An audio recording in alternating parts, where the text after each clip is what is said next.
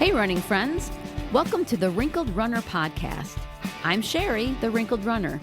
I'm over 50 and I love to run wherever I go, but Buffalo, New York is my home. If you are looking to start to run or you're an older runner, this podcast is especially for you, so subscribe now. I love to help people get running and keep running. Today's episode is the last one of the season. I'm recording this in the beginning of March, so it is crazy to me that this will be the last one for a while. The podcast is divided into 2 seasons a year, with May and June the break after season 1. I hope you've enjoyed this first season and will join me again the first Monday of July. Subscribe to the podcast and follow the link to the sign up for the Wrinkled Runner newsletter so you'll be reminded when the new season comes out. We are going to be talking about cross-training for the runner today, and there are several fitness activities that you can do to benefit your running and help build muscles that aren't normally used if all you do is run. Cross-training is the term used to describe anything you do for sport or exercise to enhance your primary sport, in our case, running.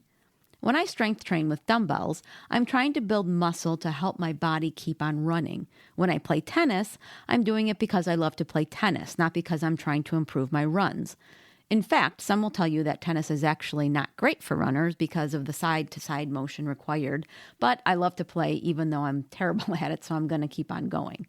At least with a few lessons under my belt, I'm better than I was when I was dating my husband, and I would hit the ball so hard it would fly over the fence and he would have to go get it, and that was even if I did hit the ball.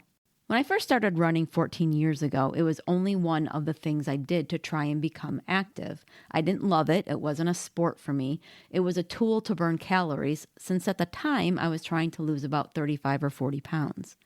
I didn't care about cross-training until I started to run almost exclusively a few years later, and I was trying to get faster and build more endurance.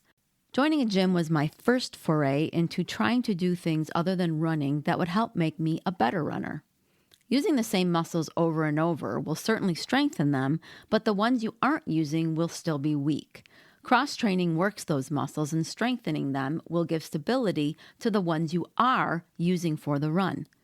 Example, when I work my core with planks or leg raises, I'm strengthening the part of my body that keeps me balanced.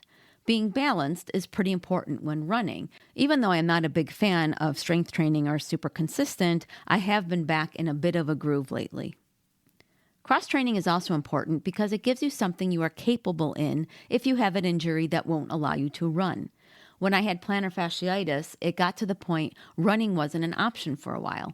Spin class was my cardio fix, and because I had been doing it for years, I didn't have to learn another quote-unquote sport. I could just jump in and up the number of classes I took in a week while I was recovering before I could get back to running. Speaking of spin class, cycling is a great cross-training sport for runners. Obviously, the leg muscles get worked in a different way, and also the glutes and calves. Taking a spin class was one of the first things I did when joining a gym, and I was surprised at how much it improved my runs. My advice, though, for spin class is don't do what I did and think you are invincible just because you run. Underestimating what a spin class is like is pretty common, and the first time I took one, I almost passed out. The teacher had to come over to me in the middle of class and instruct me on how not to pass out while she was leading the class for the others, and she was excellent at doing both at the same time. But for me, it was pretty embarrassing. When the resistance is up on the bike, don't pump your legs like you are escaping from a monster. Your heart rate can climb dangerously high. Don't get off the bike if you're feeling faint, and that's a recipe for disaster because you can crash into the bike, fall into somebody else. Slow it down to a crawl and keep turning your legs as you slowly bring the intensity down.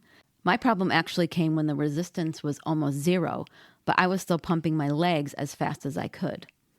Purchasing cycling shoes was the best thing I ever did because my feet kept getting numb. Keeping my foot in the right position was just too hard with the cage, but the clip-in shoes kept everything where they should be. Of course, cycling outside is also a great option for cross-training. Bike share programs are in a lot of places now, so you don't even have to purchase a bike in some cases. Try cycling one of your running routes and see what things you notice that are different than on a run. Swimming is also recommended quite regularly as a cross-training activity for runners. Aqua running is even used to rehab a runner when they have an injury. I'm not a great swimmer, but I was getting better before COVID hit and they closed all the gyms.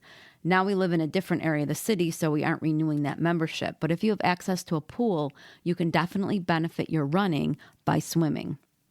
If running outside is impossible, the elliptical can be your friend for cardio if you hate the treadmill. Some people don't mind using the treadmill, and some people abhor it and will never use the treadmill, and for some, it's the only way that they run. I hate the treadmill, but if I had to get a run in for training and I couldn't run outside, I'd hang a towel over the data so I couldn't see how much further I had to go. Otherwise, I know I would just quit. But the elliptical is more gentle on the legs and joints, and if you're dealing with an injury, that can be an option. The stair stepper is also a good cardio choice and really gives those legs a workout. So if I'm running the next day, that is not my first choice. I use the stair stepper mostly for just a cardio workout. Cross training is an exercise that is specifically used to benefit your running.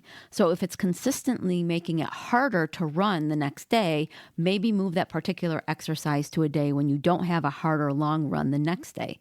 Of course, as we start to incorporate different exercises and sports into our routine, there will be a period of adjustment for your body. So even if a run is harder the day after you start something, you may just need to get used to it. But if your running continues to be really hard or you're starting to get injured, that's when you need to reconsider what you're doing as cross-training. The final thing I do to cross-train is yoga. Yoga is also great for incorporating flexibility into your body, which runners can sometimes not have enough of. I know I don't. When I'm doing anything and the teacher says to touch your toes, I'm lucky if I can touch my shins. Just be careful you're not being stretched or pulled too much and a strain happens. A good yoga teacher will listen to you, and if you say stop when they are guiding your body, they should stop. I have had both good and not so great instructors. You know your body, and again, anything that is going to keep you from realizing your running goals is not a plus. As always, before starting anything new, it is a great idea to talk to your doctor and get his or her advice on whether something is good for your body. Well, that's a wrap, folks. Season 1 is complete. I'll see you in July. I hope you enjoyed today's episode. If you know another runner who could benefit from today's topic, go ahead and share it. Do you have any running questions? You can ask me. Email me at sherry@wrinkledrunner.com, and if I can't answer your question, I will do the research to find the answer and share it with you. The questions I get from listeners like you help me develop episodes, so please don't be shy. You can sign up for my once-a-month newsletter using the link provided so that you can have all the Wrinkled Runner resources from the past month all in one place.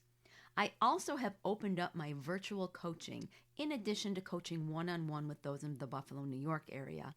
So head to my coaching page on the Wrinkled Runner website, which I will, of course, link to, and check out how we may be able to work together.